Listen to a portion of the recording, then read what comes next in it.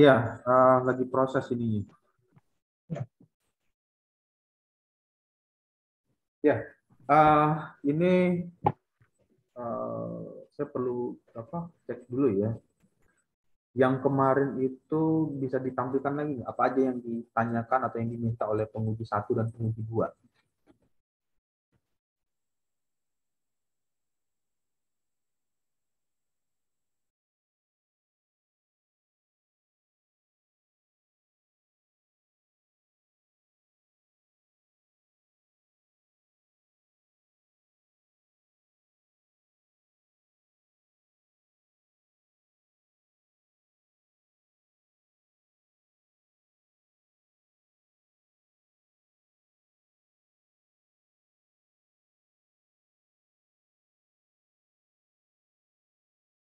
Sudah masuk Pak revisinya.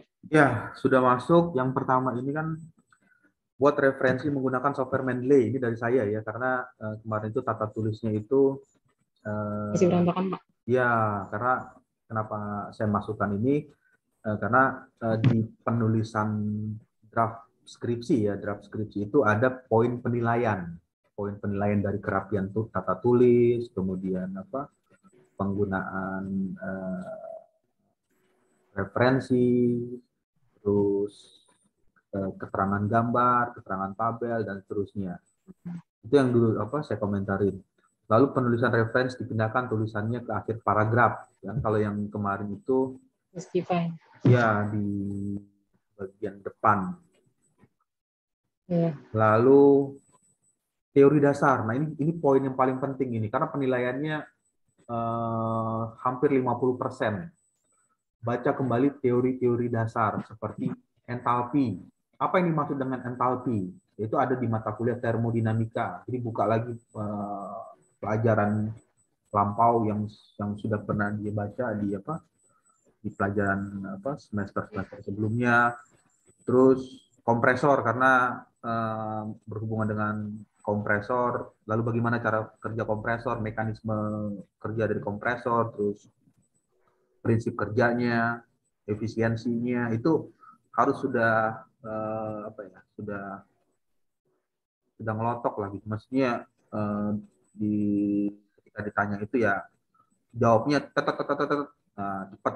Kalau misalnya ini kan diem sempat nggak ada respon kan loadingnya itu ya, oh ini materinya masih belum belum belum Jadi uh, mekanisme kerja sama efisiensinya ya Pak ya. Nah itu dari kerja kompresor. ya. Lalu COP itu apa? Coefficient of Performance. Ya. Itu juga dibaca lagi Rumus-rumus. teorinya seperti apa. Kemudian coba di scroll lagi ke bawah.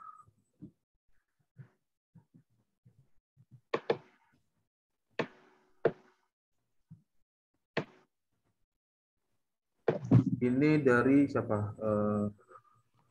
Farudin. Ya Hafid Pak nggak? Coba. Farudin. Nah, latar belakang. Ini latar belakangnya apa nih? Latar Fokus ke belakang, penelitian sebelum fokus latar ke belakang penelitian yang dilakukan. flow apa? Fokus Pak. Oke, nah ini latar belakangnya juga. Baik, latar belakang itu harus fokus. Lalu bagaimana cara membuat latar belakangnya supaya tata tulisnya bagus? Bayangkan aja segitiga terbalik. Segitiga terbalik atau piramida terbalik. Piramida terbalik itu atau segitiga terbalik itu eh, pada saat bab 1 menceritakan hal yang general, hal yang umum. Lalu bab berikutnya mulai turun, mengarah lagi ke arah yang mau diteliti. Terus turun lagi, mengarah lagi ke arah yang mau diteliti. Lalu yang di bagian akhir, segitiga terbalik itu kan ada titik ya. Nah, titik ini adalah menjelaskan atau menarasikan hal-hal yang mau dikerjakan. Penelitian ini mau ngapain? Itu Ya, Pak. yang dituliskan narasinya.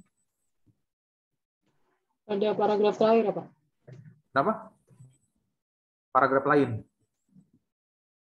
Paragraf akhir Iya, dari di paragraf akhir. Di paragraf akhirnya. Jadi di ya paragraf Pak. akhir itu ya tadi yang segitiga segitiga terbalik ya. Kemudian yang kedua ini apa ini? Penulisan harus diperhatikan, masih berantakan ya gitu. tata tulis diperhatikan itu Ya, pengetikan ya kan karena banyak berarti. penulisan itu typo. Oh iya, Typo itu salah ketik. ya. Itu karena copy paste dan lain sebagainya itu yang perlu sangat dihindari. Copy paste misalnya karena dari teman yang lain copy paste narik bab satu disamain. Nah itu yang akan bermasalah nanti. Copy paste dari apa dari skripsi orang, copy paste dari apa teman seangkatan Jurnal. dan iya teman seangkatan dan sebagainya itu uh, menjadi perhatian. Makanya dituliskan penulisan harus diperhatikan. Di apa diperhatikan salah ketik, salah tulis atau misalnya semestinya tulisannya itu di bahasa asing itu dicetak miring tetapi dicetak tidak miring dan lain sebagainya. Ada gambar tapi nggak ada keterangan, ada tabel tapi nggak ada penjelasan, uh, ada apa tulisan antara paragraf 1 dengan paragraf 2 nggak mengalir ya, artinya nggak ngeflow gitu tulisannya. Misalnya paragraf pertama ceritanya tentang ini, lalu tiba-tiba paragraf 2 ceritanya lain lagi alur ceritanya. Itu juga menjadi perhatian karena penulisan ini dalam membuat skripsi itu nggak bisa dilakukan dalam hitungan SKS ya, sistem kebut semalam. Harus dikerjakan perlahan-lahan. Makanya saya suka bimbingan itu kan Sabtu, Minggu ya. Saya membaca lagi dari bab 1, coba ceritakan lagi apa aja yang dikerjakan, apa aja yang ditambahkan. Itu tujuannya membaca berulang. Kalau misalnya membacanya itu sekilas ya, walaupun saya sebagai pembimbing itu kan ada juga yang terlewat apa lembaran itu ada yang terlewat gitu yang terbacanya.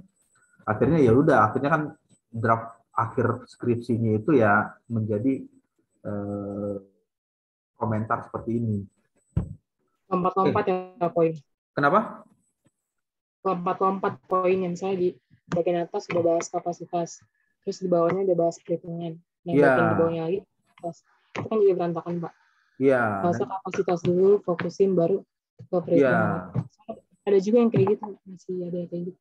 Nah itu yang perlu diperhatikan tulisannya, tata tulisnya.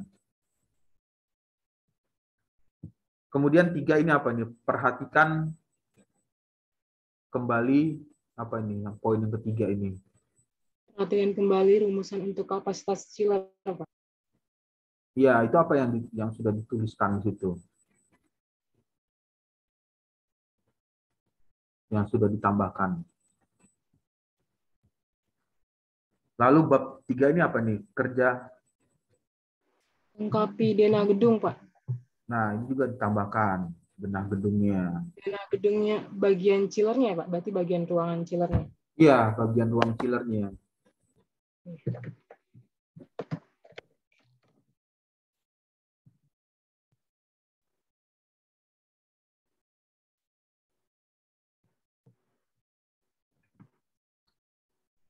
Lalu bab apa komentar berikutnya apa ini? Yang selanjutnya.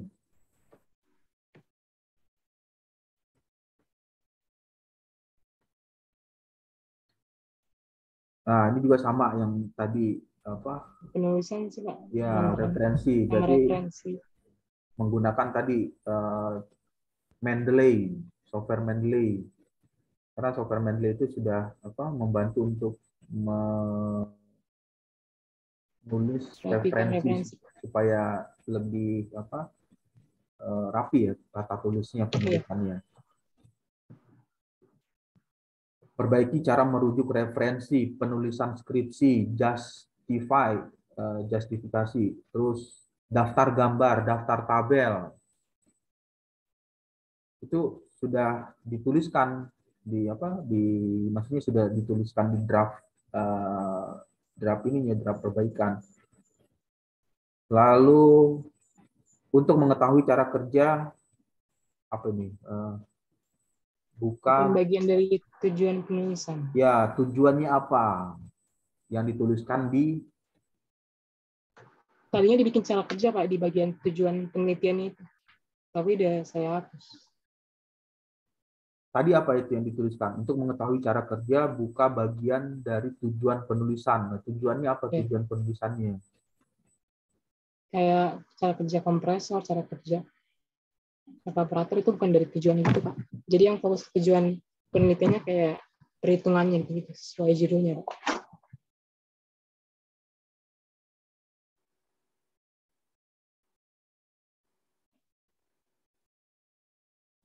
Ya, itu gimana tuh? Udah dilengkapi belum? Kemudian yang poin 3, key ini eh, M.CP dikali delta T. Mass flow, M dot itu kan M titik ya, M titik atas yang baca M dot dikali CP dikali delta T. Delta T itu eh, apa?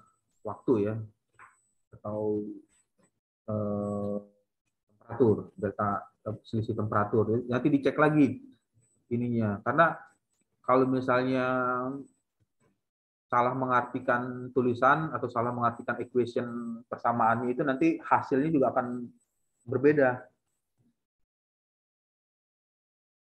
Tadi M-nya itu Pak, bagian M itu Mass flow. Coba cek di rumus ini ya. Eh, buka di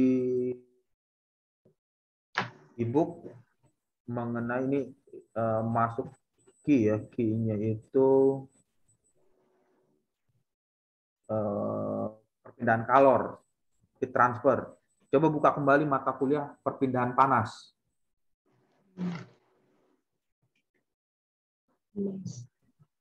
Mata kuliah perpindahan panas. Key. Atau coba buka lagi di teori termodinamika. Cari rumus ya Pak. ini. Cari rumusnya. Sudah dapat rumusnya, coba lihat nomenklaturnya. Nomenklatur dari persamaan tersebut.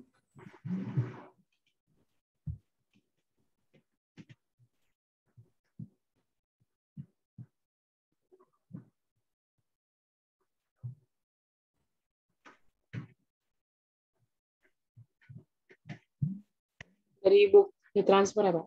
Ya, buku heat transfer, buku Setelah ya setelah lihat rumusnya, ya, buku heat transfer itu buku nomenklatur. biasanya ada di Cengel ya. Kalau penulisnya itu Profesor apa?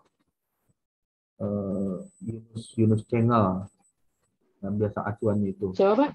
Cengel Cengel. Oh ya.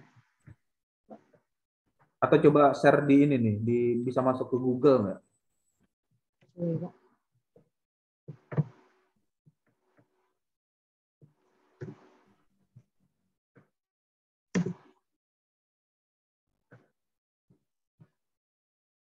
Udah Ketik Pak. heat transfer.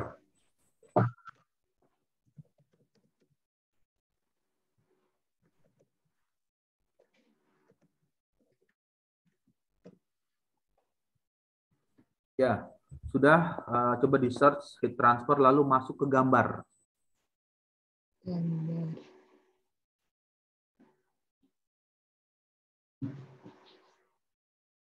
Nah, di Iya situ Pak. nggak keluar ya. Ini banyak gambar-gambar perpindahan panas. Coba masuk ke buku. Di deretan buku ya, di situ ada buku. Nah, nanti coba coba telusuri dari buku-buku ini. Hmm.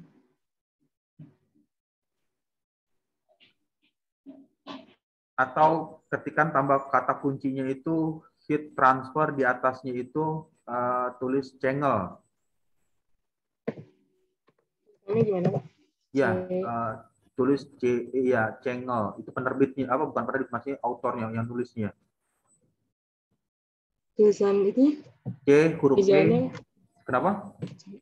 C E C Ceng Ceng mana Pak? C N N N bukan Cegel, Cengel. C N C huruf C, enggak, bukan bukan double C. Huruf E habis C E and ini nih apa di kolom chat ya, coba di copy paste aja di kolom chat virtual Zoom. Oh, channel. Oh, ya.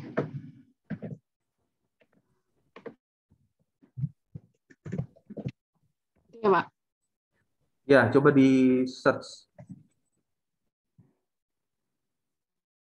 Masuk. Nah ini ada keluar nih, radiatif heat transfer, kemudian coba turun lagi. Oh, Ini nih. ini ya, Inverse. Pak, yang Iya, iya, iya. Ya bukan. ini bukunya, Heat Ya. and Mass Transfer. Yang 2E ya, Pak. Ya, coba dicari di ibu apa di perpustakaan atau cari eh, di mana gitu itunya. Nanti lihat rumus-rumusnya. Ini kan masuk ke ini ke apa? Books Google. Kalau books Google itu kan nggak semua halaman Iya. keluar dia. Jadi ada halaman-halaman tertentu yang apa di hidden.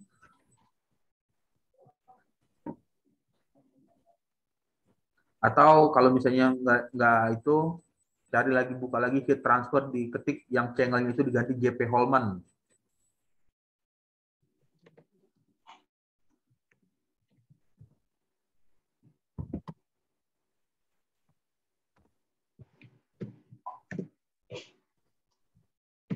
Wait. Yes.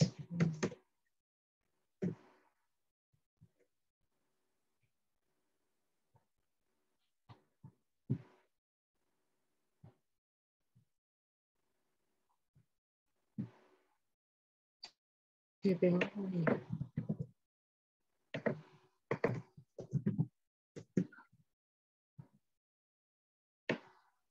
Ini, Pak. Ya itu engineering heat transfer. Kalau download ebook itu gimana ya, Pak? Untuk semua halaman. Itu coba aja cari di sini di apa di bagian ini dibuka-bukain atau cari di apa di Google di internetnya. Ya. Ini untuk JP Holman. Amin.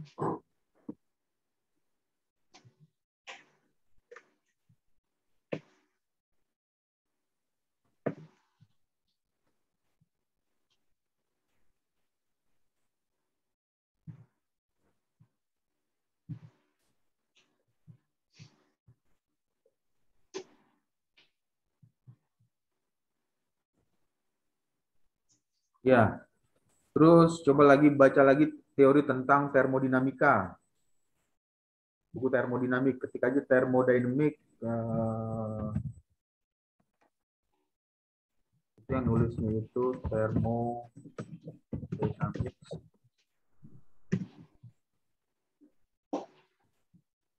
Apa ya? Moran ya. Moran Sapiro.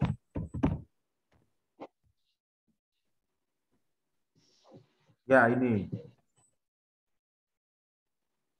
termodinamik. Ya, ini kan kalau yang termodinamika jilid 14 ini alih bahasa ini.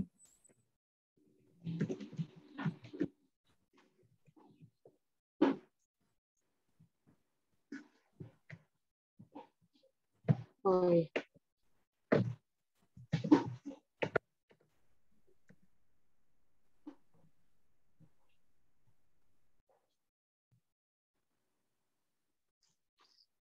Ya ini nih, Fundamental of Engineering Thermodynamics. Hmm.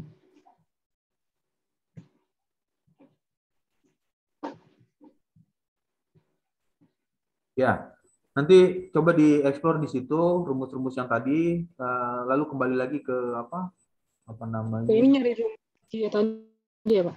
Kenapa? Untuk nyari rumus Ki. Iya, coba coba dicek lagi rumus Q-nya itu. Iya, eh, Pak. Q itu kan biasanya kalau di mekanika fluida itu Q simbol untuk debit, untuk apa debit aliran ya. Tapi kalau di heat ini biasanya digunakan untuk heat flux. Tapi coba dilihat lagi, dicek lagi. teorinya, makanya dibuka buku teks dari itunya, teorinya. Ya, Pak. Kemudian COP, coefficient of performance, coba dibuka di termodinamikanya. Kalau COP di termodinamika.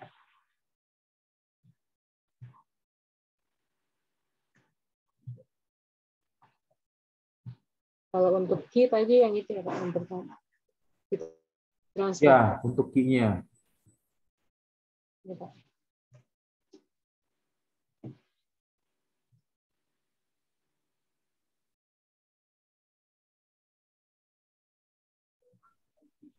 Lalu coba lihat lagi ke ini ya, ke analisa key, ini kan nomor 4 ya. Analisa key, COP, COP itu coefficient of performance, COP versus ambient. Ambient temperatur itu apa? Apa yang dimaksud dengan ambient temperatur? Temperatur lingkungannya Pak. Ya, temperatur lingkungan. Nah, untuk dapat data itu gimana? Berapa data temperatur yang ada di lingkungan?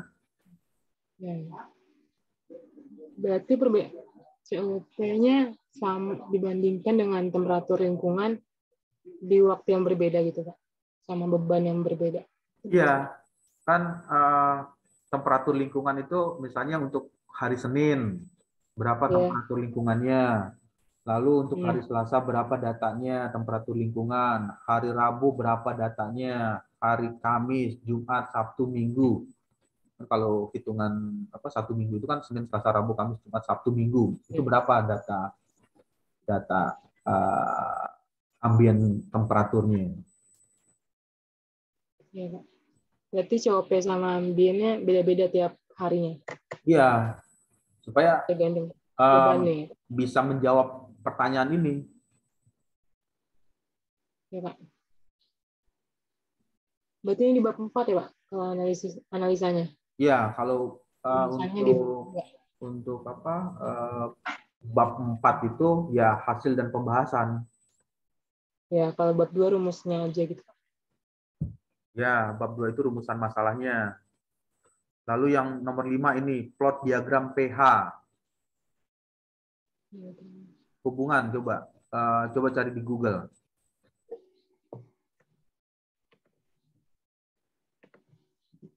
Ketik kata kuncinya diagram pH.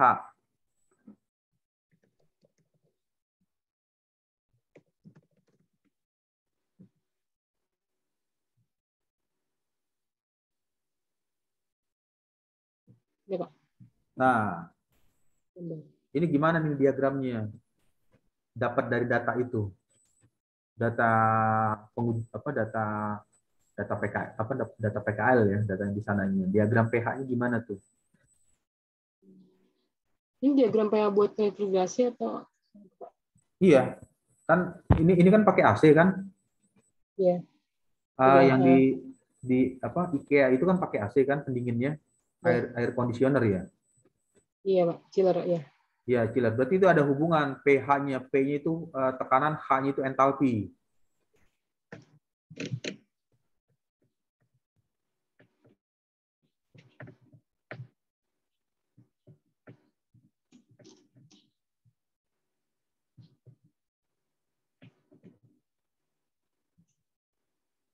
Kalau misalkan pakai refrigerantnya R123, berarti ngaruh juga ya, Bang? Ya, itu yang harus dicari know-how-nya. Datanya harus dicari informasinya. Ada rumus ya berarti ya, Pak? Ya, ada rumusnya, ada persamaannya, ada model matematikanya. Nah, itu yang harus dicari, dieksplor.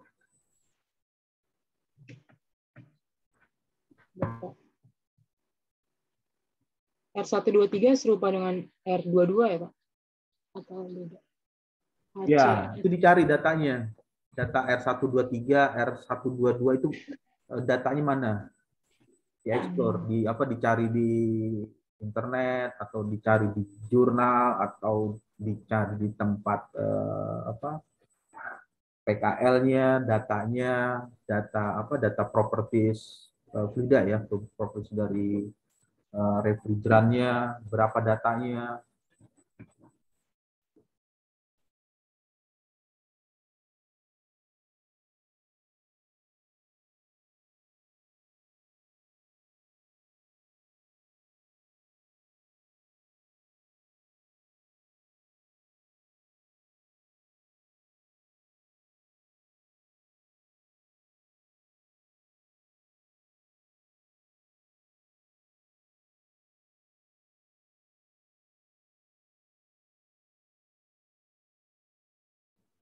Ya, terus ada lagi?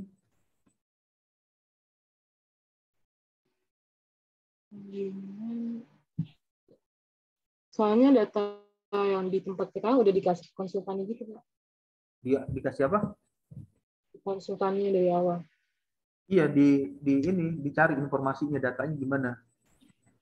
Karena kalau misalnya Ya, nggak ada data, nggak ada apa, nggak ada informasi, itu kan kita di ranah saintifik itu kan nggak bisa mengarang.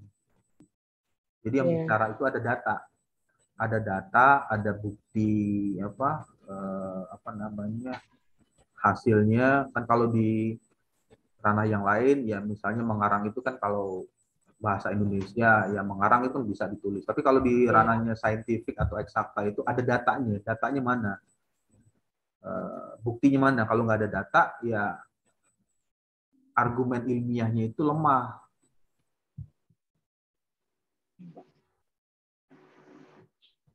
Dikasihnya sih, Pak, Skema, hmm, skematiknya ya. Serta lagi tadi sistem APS-nya di tempat PKL, Pak.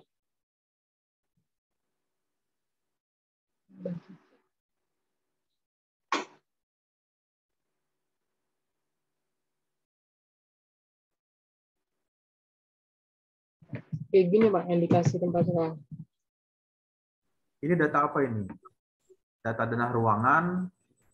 Ruangan. Nah, kalau data data renah ruangan tadi yang diminta itu data apa itu? Hubungannya P dan H. Iya. Nah, itu datanya, itu yang data itu yang yang perlu di apa? Digali informasinya.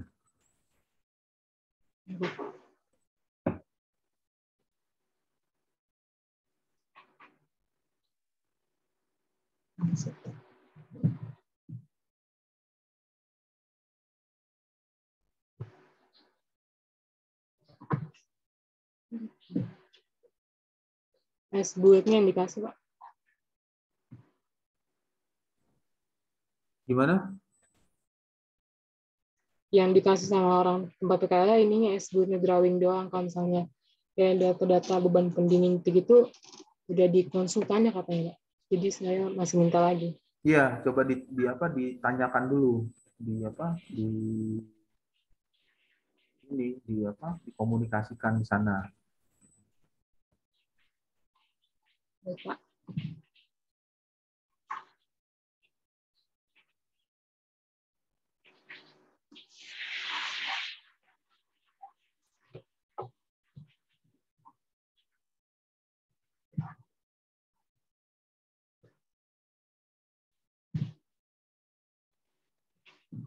Baru itu sih, Pak, sama kan ngitung kapasitas kan ada beberapa cara. Kapasitas yang pertama saya searching di Google ada rule of thumb, yang kedua ada diagram hikrometrik, yang ketiga ada NCLTD begitu, Pak. Nah, penelitian ini menggunakan metode perhitungan NCLTD gitu.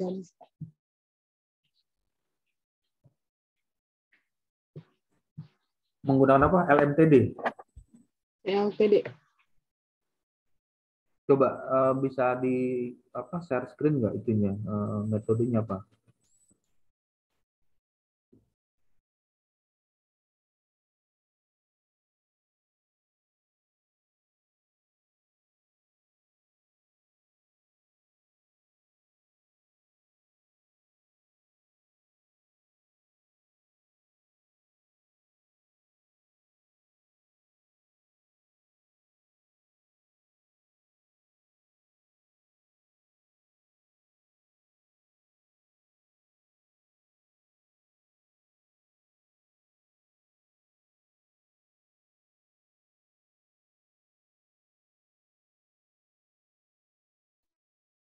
kalau yang diagram gitu. Ya, ini data parameter diagram psikometrik ini.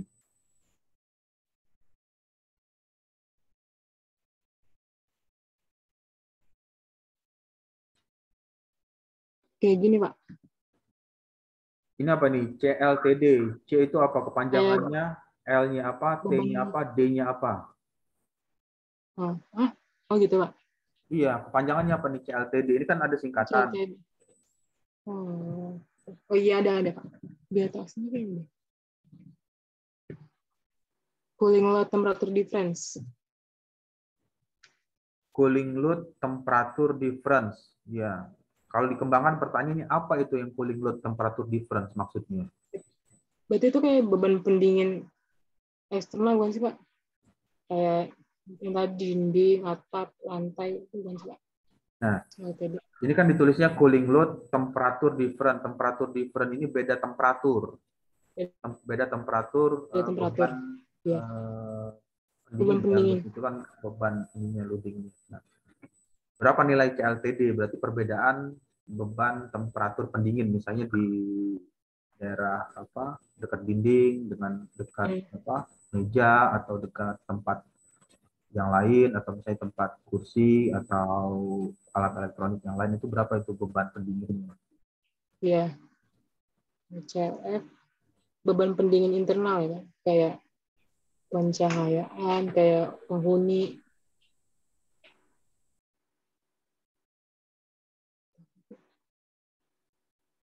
Ya, Sama apa ini tadi? persamaan ini dapatnya dari mana?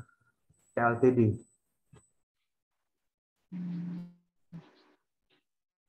Maksudnya gimana Pak? Rumusnya itu mendapatkannya dari mana? Dapat teori CLTD itu dapat. Tadi kan ada rumus ya, ditulis di situ CLTD. Nilai-nilai tadi, ini kan tadi ada rumus nih yang ditulis ya CLTD. Ini eh, rumusnya ini keluarnya dari mana nih persamaan CLTD tadi? Saya lihat dari jurnal Pak. Coba lihat jurnalnya.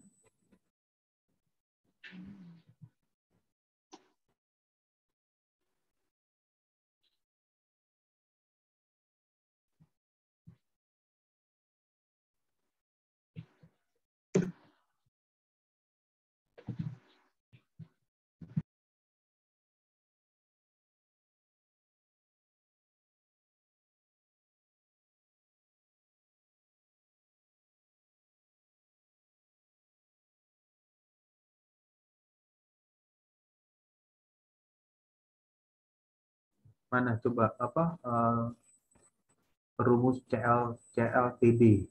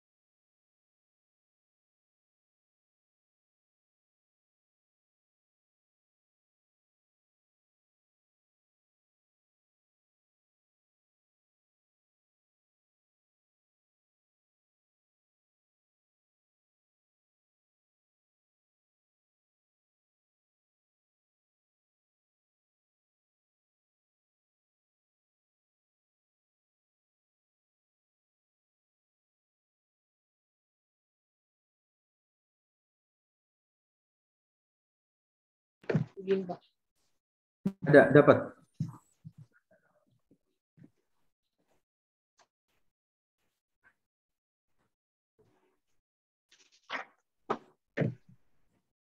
Cooling load temperatur difference sebagai berikut beban pendingin melalui atap. Nah ini harus dihitung nilai Q-nya. Kemudian beban pendingin melalui dinding dinding barat ya, dinding sebelah kiri berarti untuk bagian dinding dan seterusnya.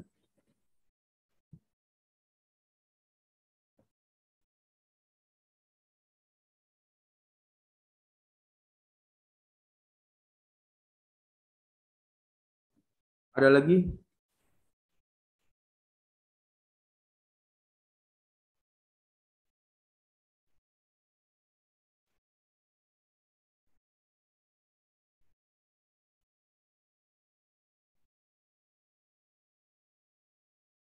Oke, kembali kemudian ada lagi yang apa yang mau disampaikan? Baru itu dulu sih, Kak. Ya, kalau tidak ada bisa ditutup untuk apa? Berarti saya izin stop share ya, Pak. Ya, Sama stop record. Nah, ya, baik, terima kasih banyak Pak Damar atas masukannya. ya. Saya sudah revisi. Mohon maaf atas kekurangannya. Terima kasih. Selamat siang, Pak. Sebentar, ini kalau saya sih menyarankan tambahkan apa di extend ya 1 semester lagi karena saya belum melihat draft ini ya, draft lengkap ya antara bab 1, 2, 3, 4, 5. Saya khawatirnya pada saat nanti di uji seminar skripsi itu apa penguasaan materinya ini belum apa belum belum apa ya namanya belum kuat, jadi ya berpengaruh terhadap kelulusan dan lain sebagainya. Nah, kenapa saya sering kali tiap minggu itu ada apa asistensi itu tujuannya adalah untuk men-trigger ini supaya ketika maju di seminar skripsi itu sudah siap untuk di eh, apa presentasikan materinya, mau menjelaskan ini apa tugas akhirnya, karena tugas akhir itu adalah kan project final ya, apa eh, penelitian akhir atau skripsi atau tugas akhir itu adalah merupakan rangkaian pemahaman materi yang sudah dipelajari dari semester 1 sampai di semester 8 ilmuannya. Jadi untuk semester 1 ya misalnya sudah belajar tentang gambar, berarti udah bisa baca tentang gambar, kemudian semester 2 udah misalnya udah kenal tentang eh, apa, transfer, ya berarti sudah bisa memahami fenomena perpindahan panas. Lalu di semester selanjutnya ada tentang fluid mekanik, ada manufacturing, dan lain sebagainya. Itu adalah rangkaian-rangkaian. Yang di bagian akhir adalah dijelaskan di eh, tugas akhirnya, di apa di skripsi ini. Ya, oke, bisa ditutup untuk presentasinya, lalu dilanjutkan untuk sesi berikutnya dengan yang apa yang selanjutnya. Baik, terima kasih banyak ya, Pak. Ya. Saya izin balik. Terima kasih, Pak. Oke, saya Pak.